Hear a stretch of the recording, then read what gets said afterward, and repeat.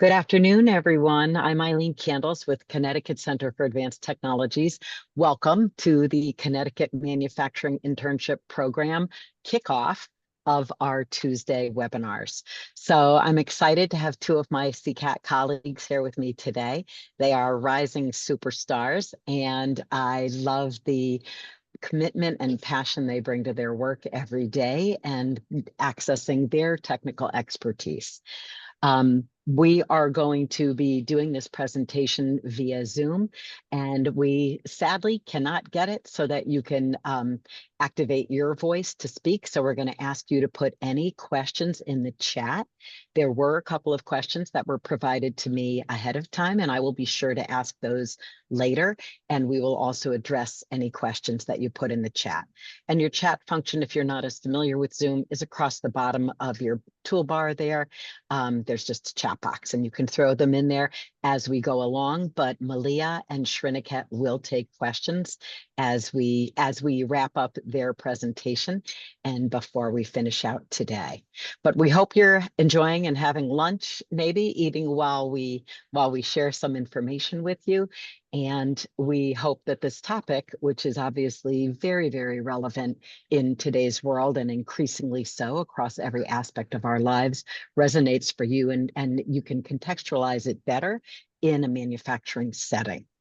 So if we can go to the next slide, I wanted to step back for a moment to just share who's CCAT. What is this company that has the funny acronym? So again, it's Connecticut Center for Advanced Technology. We were established in 2004. We're a nonprofit, and we serve the small and medium-sized manufacturing organizations, both across the state and more regionally and nationally and even globally through the work that we do. Depending upon the funding, it might be targeted to only helping Connecticut companies. And the funding we get to actually support and bring you content for the internship program is a Connecticut-only taxpayer-funded opportunity. So much of the work we do is about helping companies advance their technologies, taking them from wherever their work might be supported today by technology, whether that looks like Industry 2.0, 3.0, or Industry 5.0 forward. But it's helping meet them where they're at to advance their understanding, their exploration, their adoption, and their really being able to thrive and help grow both their operation and technology applications, but also to grow their team. We know if we help shepherd technology to companies without the team receiving appropriate training, the technology doesn't really get maximized. So we expanded the training opportunities that we offer here at CCAT, and I'll speak about a couple of those and especially how they pertain to you as students later on in the dialogue. And then the last thing that we help do for the state is we shepherd grant funding. So that's dialogue that we have with your employers. And if your employers aren't accessing that, they should be. And I'm kind of their CCAT concierge if they don't know who to go to here at our company. So with that said, it's my pleasure to have been leading this program for the last 5 years and to help you both in today's webinar as well as in tomorrow afternoon if you come on our tour, as well as the rest of the activities through this summer. And with that said, I'm going to remind you, if you have questions as we dive into the presentation, please throw them in the chat, and we will be sure to address them before we get off the call. And Sriniket and Maleeha, I think Maleeha will be the one who will start. So you can move forward to your next slide, and I'll go off camera. Thank you. Thanks, Eileen. Thank you, Eileen. Thanks for introducing yourself too. Of course. So hi everyone, my name is Maleeha and I am a software developer at CCAT, and thank you all for being here today. So we are going to talk about something that's moving really fast in the manufacturing space right now, and that's artificial intelligence, and specifically how we at CCAT are using it to solve real problems for manufacturers. If you look at this slide, you'll see the 3 lanes our AI work runs in. That's generative AI, retrieval-augmented generation, that's also called RAG, and machine learning. So sometimes they feel like buzzwords because of their overuse, but they're actually not. And each one of these represent a distinct approach to a different kind of manufacturing challenge. And together they form the backbone of what we're building here at CCAT. Generative AI is about creating such as like generating plans, documents, and decisions automatically. Um, if can you please go to slides back?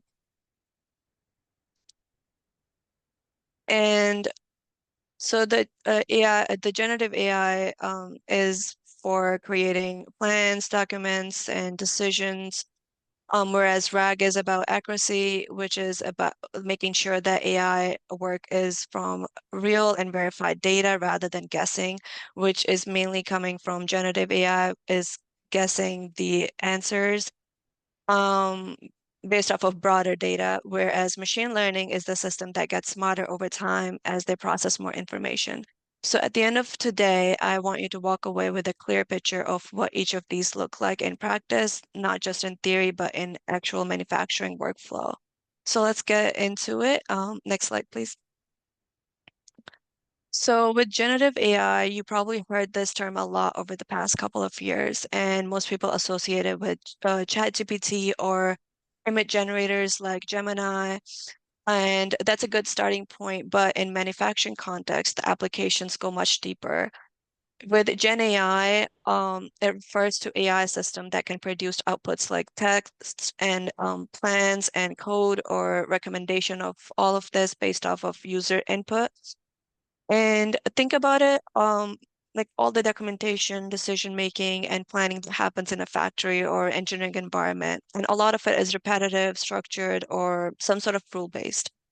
And which makes is a perfect candidate for automation. So generative AI can look at inputs such as design data, specification standards, and produce plans, reports, or recommendation automatically.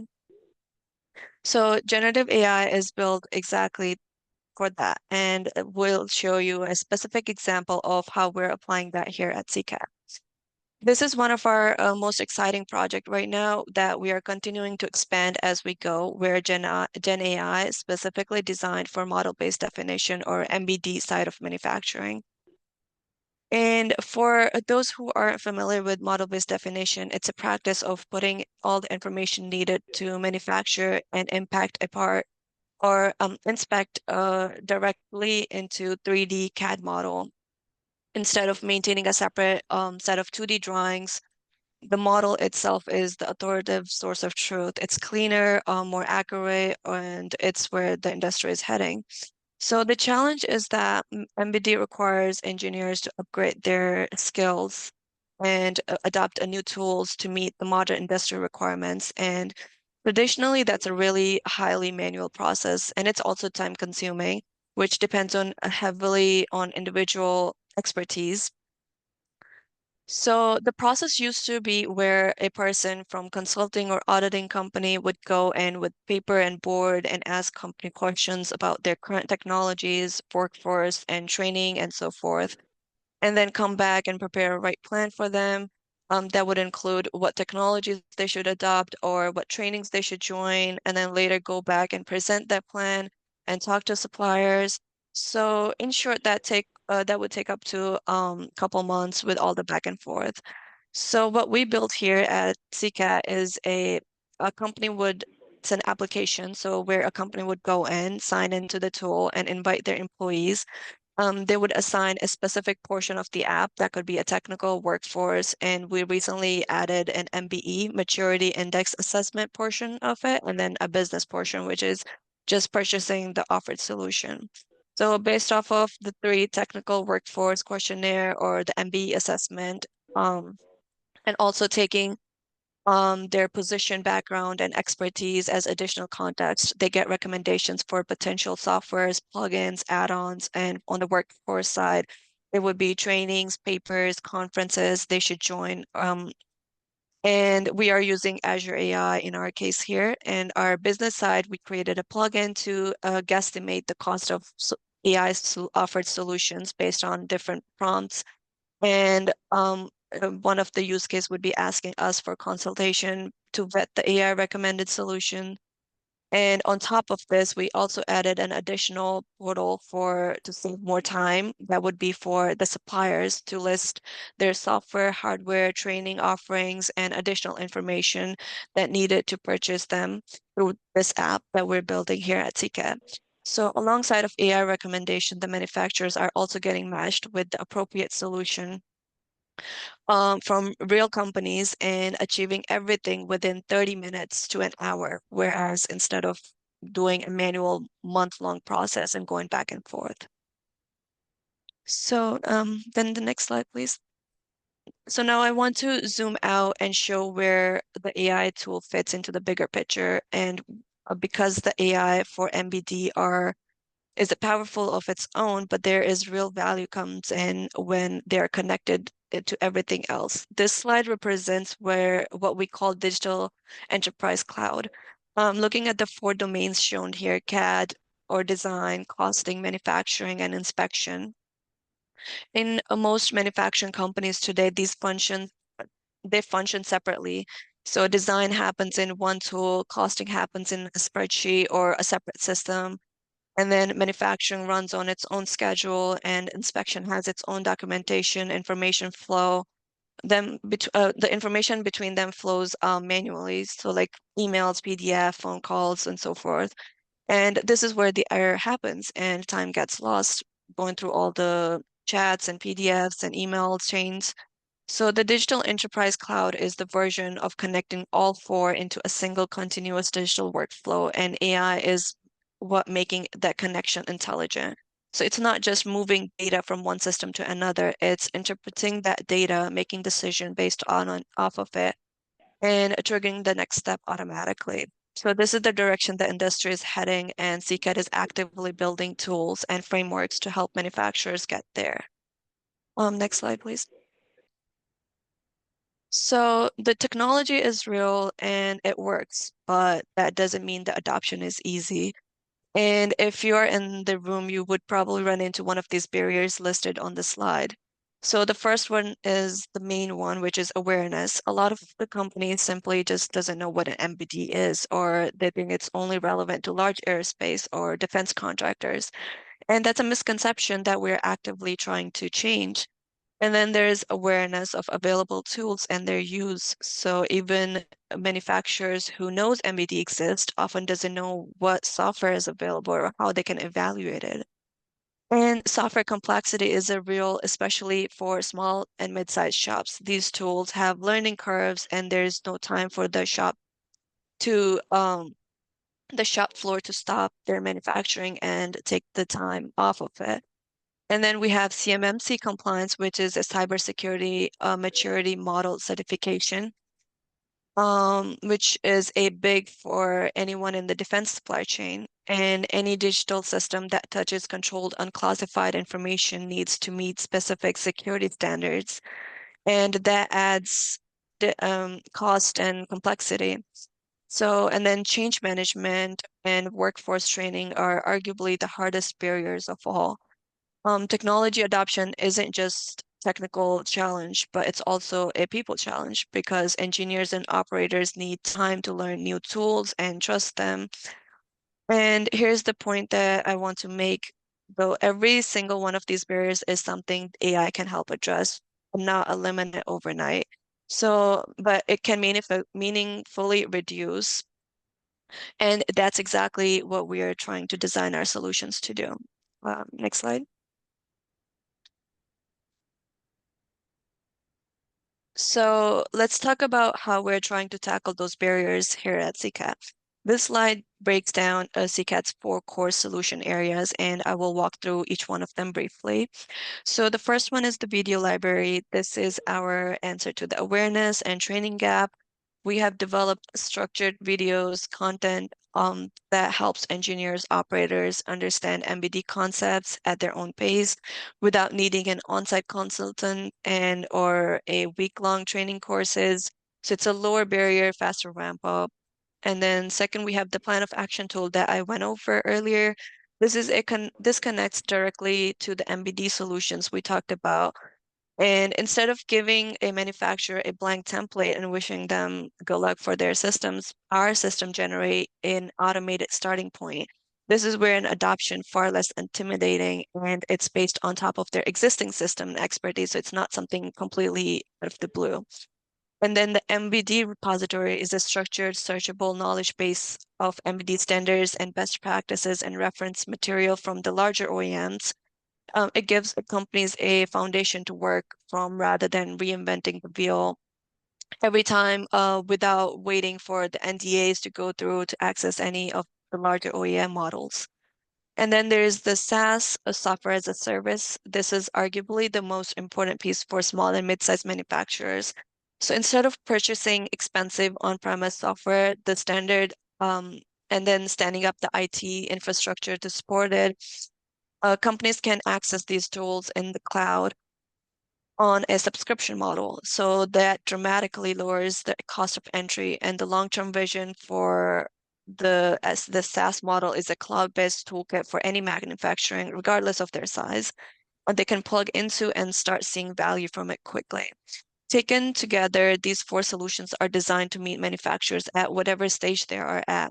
So whether they're starting to learn about MBD or they're ready to integrate new solutions into their production workflow, the goal is to make advanced manufacturing accessible, and this is how we're standardizing the access to future of manufacturing. Next slide. So let's move on to the second pillar, which is RAG, retrieval-augmented generation. So the core problem that RAG solves is with the standard AI model, Gen AI, even the very capable ones are trained on broad general data, and they know a lot, but they don't know the company's specific standard or their proprietary procedures or the exact regulatory requirements that apply to their parts. So when an AI doesn't know something precisely, it can sometimes fill the gaps with a confident sounding answer that is actually wrong. The industry calls it hallucination, and in manufacturing, hallucination isn't a minor inconvenience. It actually means a non-conforming part or a compliance failure. RAG addresses this by giving the AI a retrieval step before it responds, and instead of relying purely on what is trained on, or the system first searches a curated library of relevant documents that would be the company's specific standards, specs, quality, documentation, and then it generates the answers based specifically on what it found, and it's grounded in its actual data. The combination of AI intelligence plus the real documentation retrieval is what makes RAG a powerful in manufacturing environment where accuracy and traceability matters. So let me walk you through the flow shown in this diagram, because understanding this sequence is the key to understand why RAG works so well. So it starts on the left with a user query, an engineer or a quality technician typing a question into the system. Maybe they're asking about a correct measurement protocol for a specific feature, or what standard applies into a certain material callout. So that query goes into what we call a vector store, which is essentially a smart index of all the relevant documents that have been loaded into the system. And then the vector store finds the chunk of documentation that are more semantically relevant to the question, not just the keyword matching, actually meaning-based retrieval. Those retrieved document chunks then gets passed to the AI model along with the original question. The model reads the question and then source documents together, and then generates a response directly grounded in that specific content. So what you end up on the right side is the answer that you can trace back to its source. The system can tells you exactly what document, what section the answer came from. And that is crucial in a regulated manufacturing environment. It's not just a AI said so. It's the AI said so because based off of paragraph 423 or specification XYZ. And because AI is working from the retrieved documents rather than the broad general training data, so the hallucination drops significantly, and the system knows what it knows and it tells you where it learned from. And this is but this also, the process I went over is a very high level of how RAG system actually works. But in reality, it also involves a lot of depth behind the scenes of matching source with the question. Next slide. So I'll make it brings that back into the real use case that we've been developing here at CCAT, which is a automated part classification and quoting tool. So in manufacturing, parts are identified by classification numbers, which is just standardized codes that describe what a part is, what it's made of, and how it's supposed to be processed. So matching these classification numbers to actual components in a quote or order is something that is used to be done manually by a person reading through large sets of documentations, and it's a tedious, time-consuming, and prone to error process. Where our RAG system automates this matching process, it takes the part description and searches the relevant standard and classification documents and identify the correct code, in which is done in seconds rather than hours, or sometimes in days if the part is not priority product. So, and then importantly, we didn't fully remove the human from this process. There is a verification step built in where a human reviews and confirms the AI's output before it's finalized. And that's intentional because essentially in early development, you would want a human to checkpoint to catch edge cases and build trust in the system. And we have also connected this to automated quoting system. So once a part is classified, information flows directly into the cost estimate. And that's a digital thread in action. So one AI-powered workflow feeding into the next and reducing manual hands-off at each step. So this is one example of what RAG enables, and the same architecture can be applied to quality system compliance documents and supplier qualification. Essentially, anywhere you have large bodies of structured knowledge that people need to navigate quickly and accurately. So, and then on to the next slide, I will hand it off to my coworker, Sriniket. Hey guys, I'm Sriniket. I'm a mechatronics engineer here at CCAT. I've been here for around 3 to 4 years, and I'm gonna just talk to you about how we're applying machine learning here at CCAT. So a lot of you probably already know what machine learning is. Basically, it's using math and linear algebra and computation to procedurally use data and improve a process in this case. So I'm going to be talking about first process digital twinning. So in this case, this is a CNC part that you see in the right corner. And it starts with a model-based definition model. So on the right, you can see that this part has tolerances and different callouts on each of its features. And we keep that data, that PMI is carried through that model for the entire process. So it's connected to the part itself. What this is basically doing is that it enables us to have this PMI when we're cutting the part, so that we can meet those tolerances better and we can meet those callouts better. And then we also have stock material information. So this has everything to do from the material properties of the stock itself, and then properties that are specific to the exact stock that you're using. So for example, if it's a square billet or if it's a cylindrical billet, as in the picture over here. And next we have the edge device that's connected to the production system. So in this case, it's a CNC. And what this does is it collects high fidelity and high volume data from the machine as it's cutting. So you can get data such as torque, power, spindle speed, and in relation to CNC. And you can get all of that data from the edge device and use it for model training later.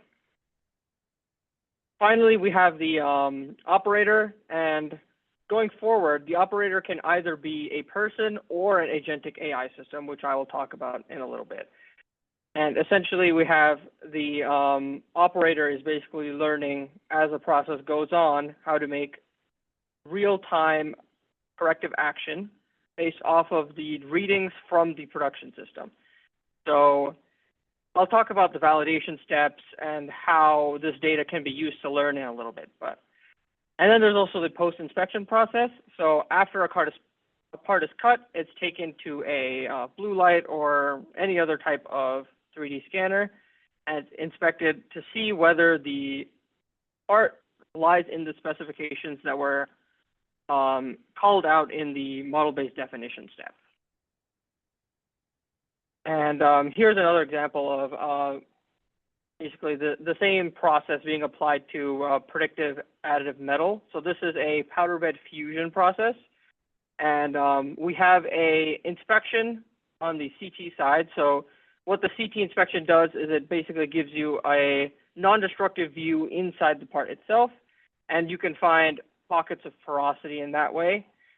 And we also have data such as the rest of these, basically printed Laplace, cooling rate, interpath temperature, heat map, laser preheat, and pixel intensity. These are all data sources taken directly from the machine and sensors that are attached to the machine.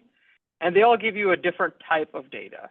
In this case, since it's a metal additive process with a laser as a melter, it tells you basically the raster pattern that the laser is following.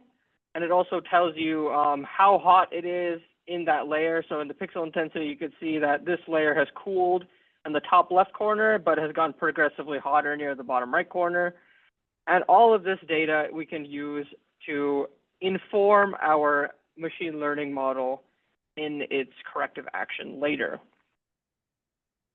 So I'm going to now talk about how does this corrective action work. So I'm actually going to go back to this slide for this. So we have data that's being collected from the edge device and PLC and the production system. So that is all machine data, and that's telling you what's happening in the process as it's happening. And then we also have the post-inspection data, which is taken after the part is cut. And that tells you how close to tolerance all the parts were and also the measurements of each of the features. What you can do then is you could use the post-inspection data to validate whether first you have to get a correlation to see whether the production system and edge device data is correlating to the results that you want. So if your part is, after inspection, is shown to be way out of tolerance, then you can look for trends in the data. What the machine learning model is doing essentially is looking for trends in the data that it's telling or even suggesting why this could be happening. And with that process, you can iterate through it over and over until the machine learning model finally learns the rhyme of the reason, basically, why that post-inspection out of tolerance is happening in the first place. And by doing that, you can validate your model to be accurate to the real world.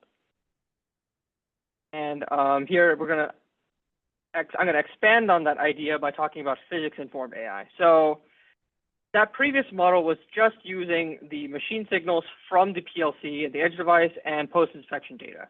Well, what you can do in addition to this is you can use simulation and physics-based modeling to inform your AI even more. So instead of just taking data from the PLC and the post-inspection, you are now augmenting all of your data with exactly how the process is actually working. Now, obviously, when you're trying to apply any sort of modeling or simulation to something, you need to keep in mind the fidelity of that model and how feasible it is to be running that model over and over again. So there's a trade-off between how accurate you want your physics model to be versus how much time you have in the simulator and how much resources you have to be simulating this over and over. So what happens then is you can make a surrogate model based off of the modeling that you're already doing that is a simpler, toned-down version of the real process, but it's still representative of the process. So it can be slightly less accurate, but you could cut down your modeling time and simulation time from the order of days or hours to an order of seconds. So when it comes to actual manufacturing, that really matters, because if you want to do corrective action in real time, you can't wait 30 minutes for a model to finish or a simulation to finish. It's going to take too long. So you need something that can be occurring as the process is happening and spitting out corrective action as it's happening. And so now I'm going to talk about what CCAT is doing to apply these practices. So at CCAT, we have the autonomous manufacturing cell, which is coming up and will be coming up over the next couple months and years. So it's applications of digital thread, digital twin, and automation technologies. We're going to be using AI, we're going to be using existing automation methods, and we're going to be combining them together to create a fully autonomous manufacturing cell. So basically the objective is to get regional manufacturers up to Industry 4.0 and 5.0 standards, because that's going to be the future going forward. As my colleague Maleeha mentioned earlier, AI is going to be powering this next wave of manufacturing. So we want to make sure that even small and medium manufacturers that may not have the bandwidth or capacity to do this R&D themselves can still upskill their existing workforce and also improve their existing infrastructure so that they can still meet these Industry 4.0 and 5.0 technology standards. And there's also connecting manufacturing systems with product lifecycle management software for system-level communication. Maleeha also mentioned this. Basically what this is you're, instead of just looking at one process and automating that process in a system, instead you're going to be looking holistically at the entire system, connecting everything together so that they can communicate with each other, and then automating out even more of that time. So for an example, looking at our AMCL, I can give you an example. So we have an autonomous mobile robot with a robotic arm mounted on top of it. Basically, that's going to be moving around between all the cells that we have and moving around stock materials and parts as they are processed for the product that we're creating. So one way that you can apply this system level communication is that you can have the AMR communicating with all of the machines on the shop floor, and the machines can tell the AMR when a part has been completed in its production so that it can be moved to another cell. It can also tell the AMR when a production cell is empty so that it can move new stock into that. And that's just one of many different ways that you can optimize system level communication to really reduce downtime, and you can increase your productivity in that way.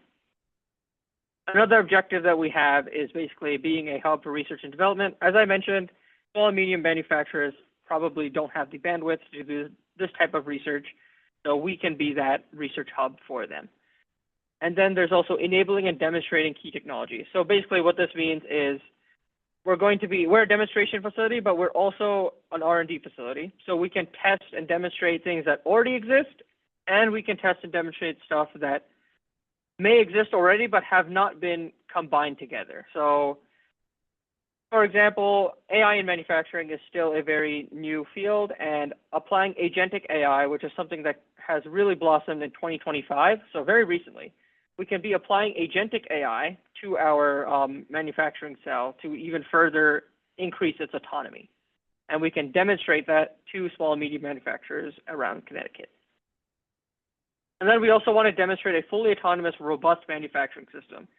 So fully autonomous manufacturing systems do already exist, but the robust is a key word in this case, because currently how automation is that it is a easily repeatable process with strict rules. So basically it can do something really easily over and over as long as it's a specified path that it follows every single time with limited flexibility. But what we want is a robust manufacturing system that's powered by AI that can immediately react to changes in the environment or changes in the production. So corrective action falls under this umbrella. Basically, if there's something in a machine that's telling you that it could be up for maintenance, or maybe a tool is broken or chipped, it will immediately be able to recognize there's a fault, address the fault by basically figuring out what is wrong, what could have happened, or what is a short list of things that could have happened that could be causing the error, and then also correcting it by tweaking machine parameters. And then finally, we want to package solutions for faster adoption by the supply base. So, for example, our CNC machine right now, we have a functioning machine learning algorithm that can essentially optimize the tool path for a blade cutting process. So we want to be able to package that solution so that early adopters can basically just pick up the CNC machine plus the relevant software licenses and just immediately start using that with minimum, as little as possible, upfront upskilling and implementation problems.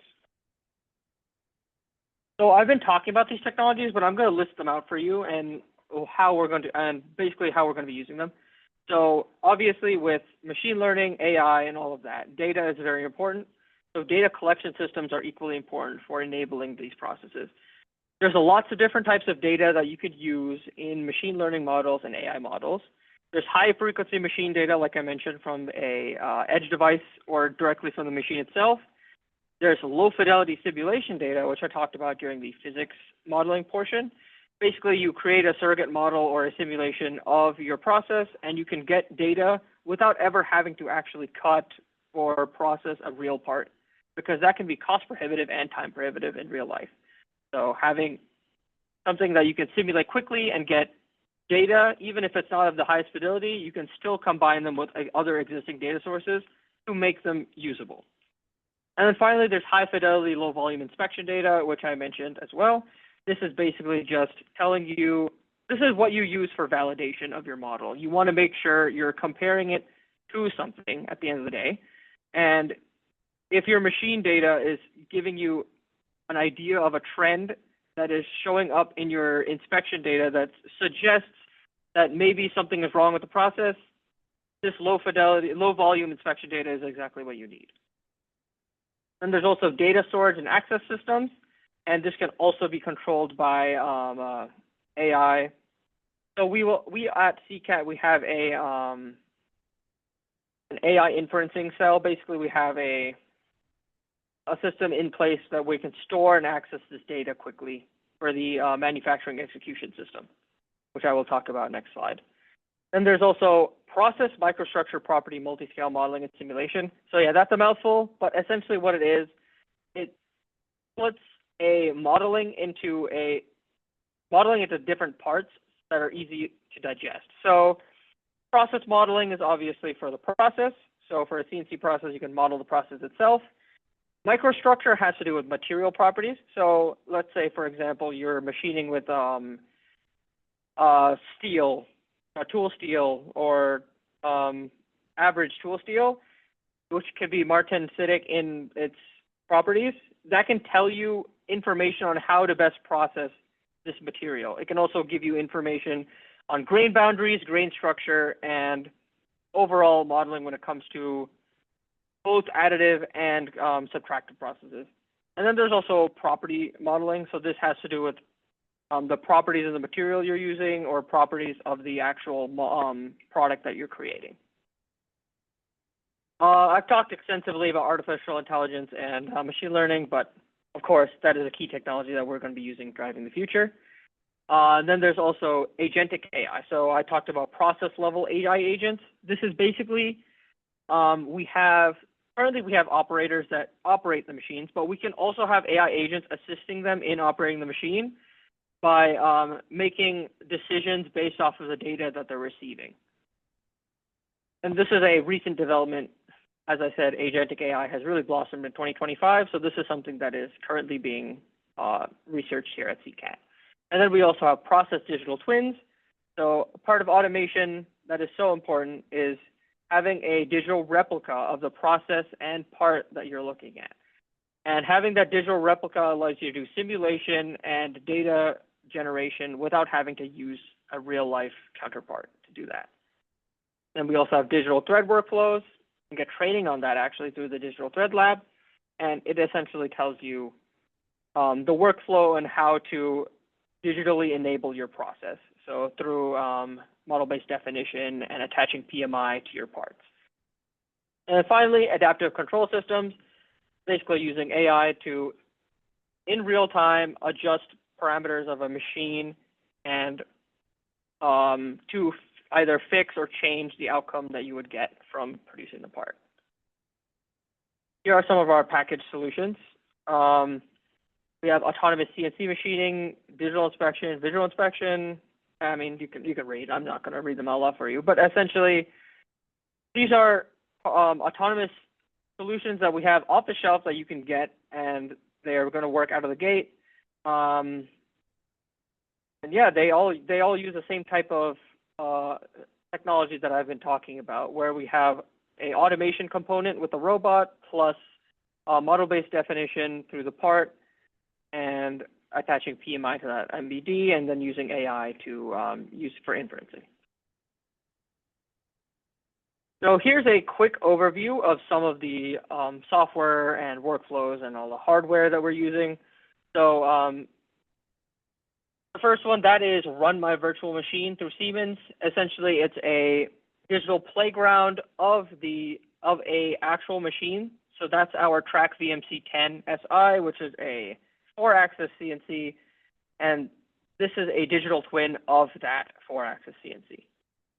And then we have Siemens just in general. So we have Siemens NX, which is basically, if you guys have used SolidWorks before, it's a CAD software through Siemens. And Visual Components, which is a standalone process modeling software. So you can do stuff like robotic automation simulation. And then we have workflows. I think we have, yeah, I'll get into that next slide in terms of workflows. Integrated hardware, so we have our CNC machine right there. These are edge devices. So this is the Siemens edge device. And then this is a stock cabinet with a robotic arm attached to it. So this is an automated stock cabinet. And then we have this. This is an autonomous mobile robot. This moves around the shop floor and allows parts to move between stations without having to have a person do it themselves. And then finally, we have, of course, cobots, which are going to be mounted on top of the AMR to allow the AMR to pick up and move parts, and also vision systems, which allow us to do inspection on the shop floor. Of course, we have training through the Digital Thread Lab, which Eileen will probably talk about extensively. So, and then finally, we have grants programs, which Eileen also will talk about later. Basically, this allows small and medium manufacturers to apply for grants and get subsidies if they want to start applying this next generation technology to their industry and their shop floor. So I'm going to really quickly go over this system. It can be a little overwhelming to look at, but this is one of our workflows / architecture for our software for the AMCL. So we have an overall AI ML system that oversees the entire system, and then we have a product lifecycle management system and a manufacturing execution system.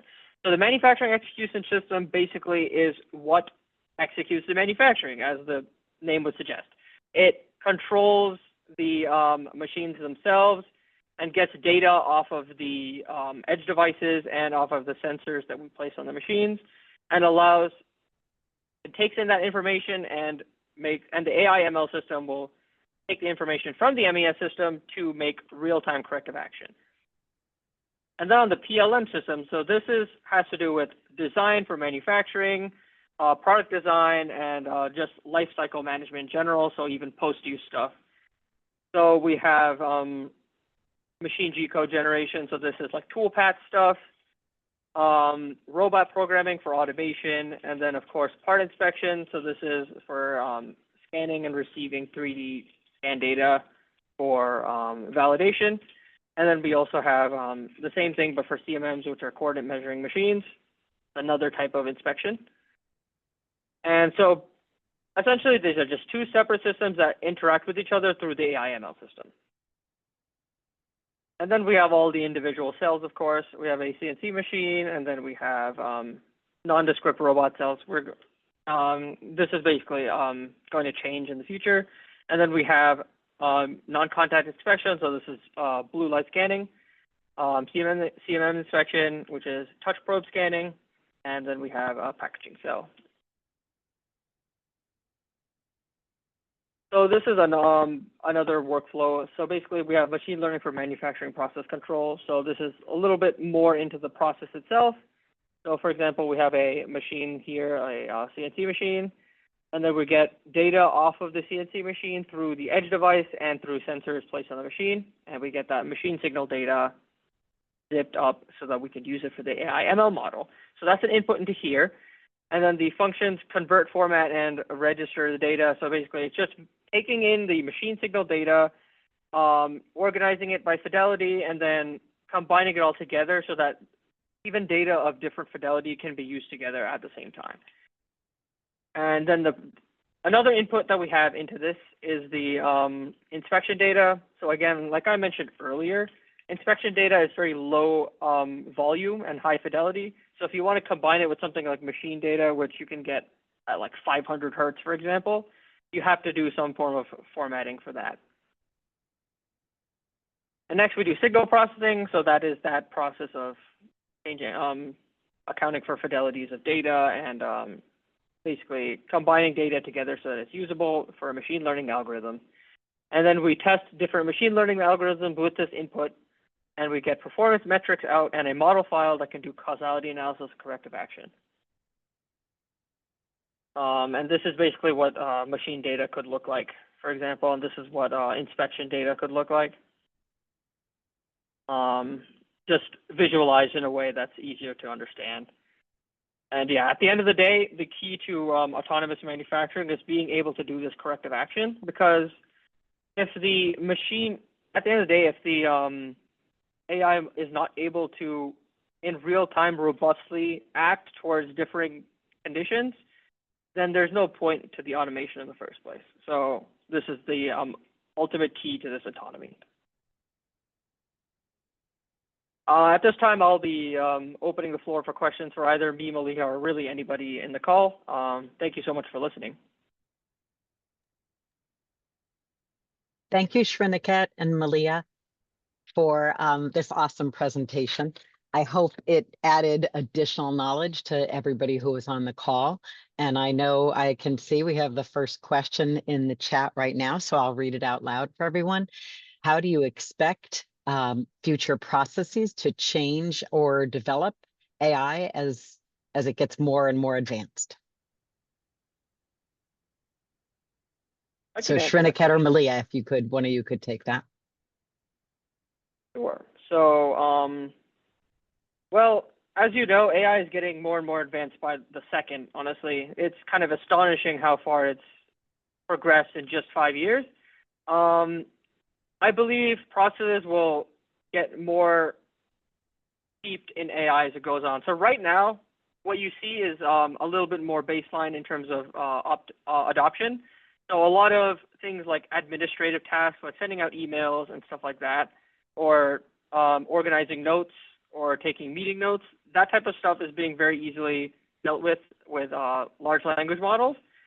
What I see going forward is going to be the most, in manufacturing specifically, is it's going to be using agentic AI. So what agentic AI does is it basically has an instance of a multimodal large language model that can take in different types of input. So typical large language models only really take in text, but multimodal ones can take in images, data, and text on top of a bunch of other types of data.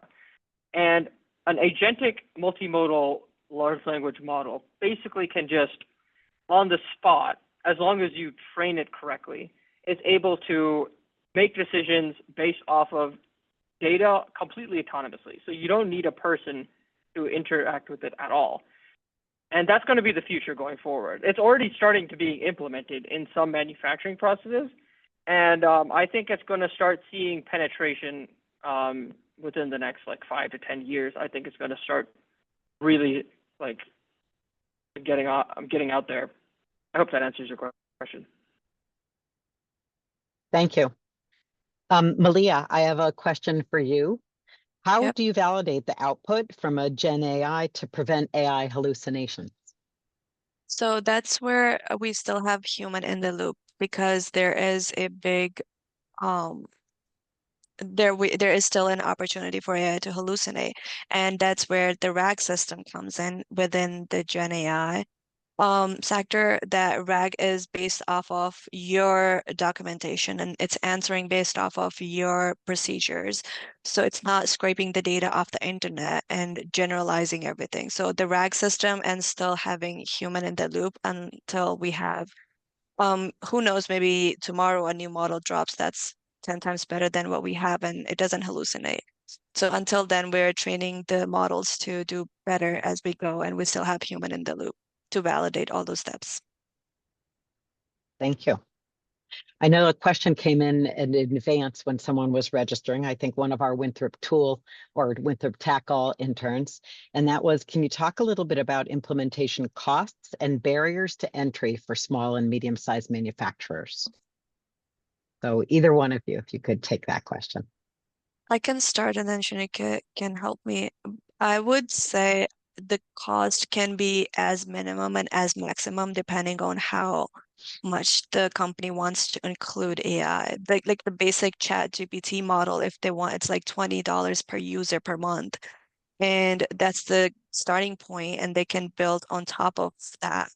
And if they want to implement more broader machine learning model with a if they want to have a host like an AWS uh, area, that would cost them more. So it's like a starting point can be very cheaper to get in, and then they can build off of their budget.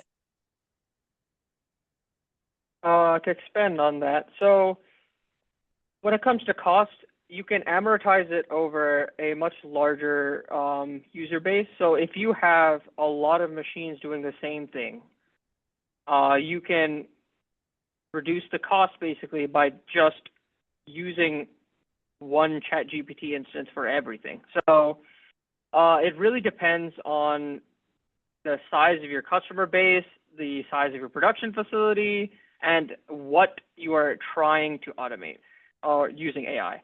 So here's the thing about automation in general. In terms of the US is actually pretty far behind when it comes to automation. So especially small and medium manufacturers that, again, may not have the bandwidth to explore these options themselves, can find it difficult to even reach Industry 3.0 standards and Industry 4.0 standards, let alone something like Industry 5.0. So in my opinion, the best way to approach using AI in your system is to first approach it from an automation lens. If you can automate something using stringent, just normal automation methods that have existed for decades, you do that first. And then when you can do that already, then you can start applying AI to further lean your process. And that is the best way to approach it. But yeah, I mean, as always, the answer is it depends. It depends on the process, the size, and whether you can amortize your fixed cost of this ChatGPT model across a large clientele base. Awesome. Thank you. And thank you. One of the Bigelow contacts dropped in, what about those grants? So there are a lot of grants, and CCAT is an administrator on behalf of the state of Connecticut of state funding. It can offset the costs of acquiring new equipment, especially new innovative equipment, new technology for your employers. There's a slide that we don't have prepared for today. I'm not gonna look for it now, but definitely there's a slide I can offer to everybody who was on the call as a follow-up. I will send that out for you tomorrow, and you could share it with your employer, because if they haven't taken advantage of some of the opportunities that CCAT helps shepherd, we'd love to connect them, and I could have a much deeper conversation. But the grants can run anywhere from a grant for up to $100,000. And this is free money, you guys. This is state taxpayer funding that we all pay into the state, or your parents and your employer pays into the state kind of coming back to help your organization grow. There's other funding that's $25,000, $20,000, and then there's other ongoing training supports for training opportunities too, so that you don't just buy the new equipment, but you also are trained on how to use it appropriately. So, but I will take that as a follow-up for me to send out. And that is another way that people can offset the cost of adopting this technology, right? Make sure that they access any kind of state opportunities, or if there's federal opportunities, so that we don't leave money on the table. So that's important all the way around. Are there any other questions from our audience? Or anything else, Maleeha and Sriniket, that you want to add? I know I want to get our call wrapped up by 1 o'clock, and I have a couple of things to share myself in a moment. But are there any other final words of wisdom that you would have for our interns? I would just say I would love to connect with everyone on LinkedIn. Feel free to reach out. I'm always here to help, and any questions that might come up later, happy to answer them later. Great. Maleeha, will you put Yeah. your CCAT email in the chat, and Sriniket too, before I'll drop mine. we wrap up? That would be good too. Yeah, feel free to shoot us any questions you have. I'll be happy to answer them. You got it. And And really, as for advice, so sorry, go ahead. no, go ahead. Advice, my best advice is to keep your eye out. This is a very volatile, highly evolving field. There's so much changing. I found the best way to stay on top of it is to just open up Google Scholar, type in, I don't know, AI for manufacturing, any type of something like that, and just like read a couple papers every now and then. You'd be surprised at what already exists. I know I was when I started doing this. Awesome. Awesome. So it's constant learning, really, and especially in this space more than almost anything else that I can even think about in my work lifetime. So thank you, guys. That was fabulous. And Donna, if you want to move forward with the slides, I'm just going to quickly remind you all, we have another tour coming up tomorrow. It's at Latacrete down in Bethany. They have a large facility and an engaging group of interns there.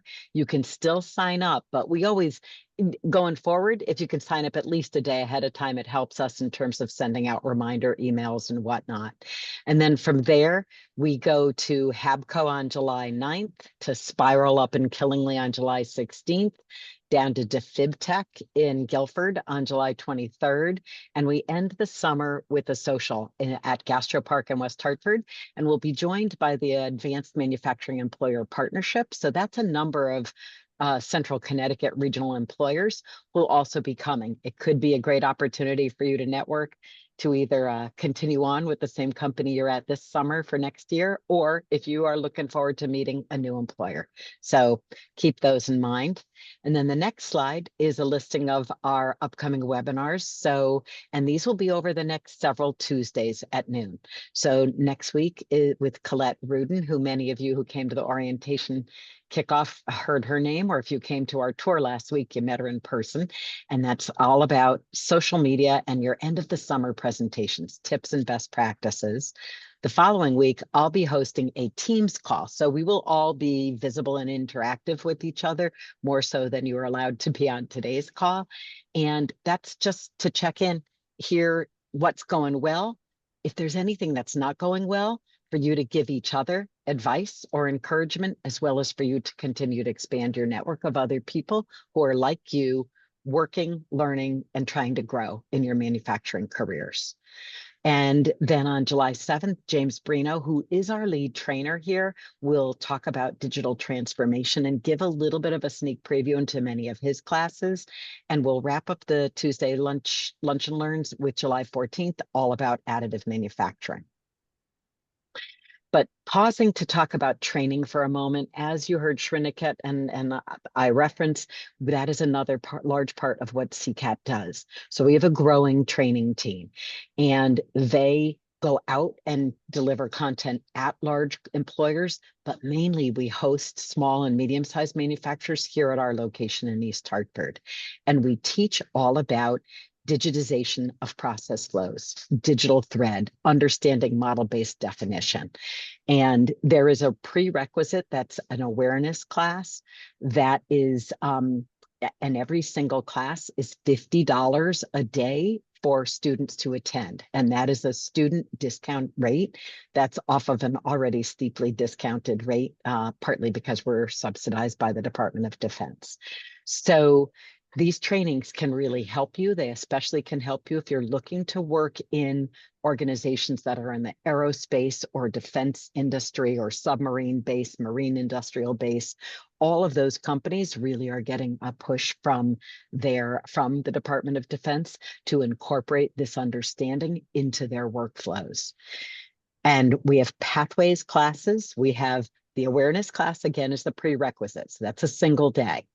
But then we typically recommend you take one of the three pathways, one being digital design, the next digital manufacturing, and the third digital QA and inspection. We also teach up-leveling on CNC operations and 3D printing. And I will be sending out tomorrow an email with the student discount code with some scheduling options. And I will also be sending it to your employers. It could be that your employer decides they want to help support you participating in this, but they might not. It is not mandatory for them to support this and offset your pricing or even have you pay, but they pay you for your time to attend.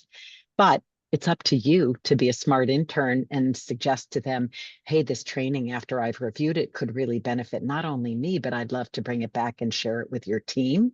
And here's when I could do it during the course of my internship, or if it's not going to work during your work time or during your schedule because of demands that are your main priority to meet your employer's requests and direction, then please know you could come to us either at the very end of the summer or even into the fall for these types of training opportunities. The discount does not end in the summertime. So keep that in mind. And I'll send that information out tomorrow. And I think I have maybe one more slide. Sorry, I'm going over time. Get involved. That's it. And really do know I'll send you out a survey on this event, and I will send you out some information about those grants. So thank you for that question. Sriniket and Maleeha, thank you so much again for being awesome presenters, for your time. And to all of the people participating today, we thank you and look forward to continuing to support your growth. Take care. Thank you. Thank you.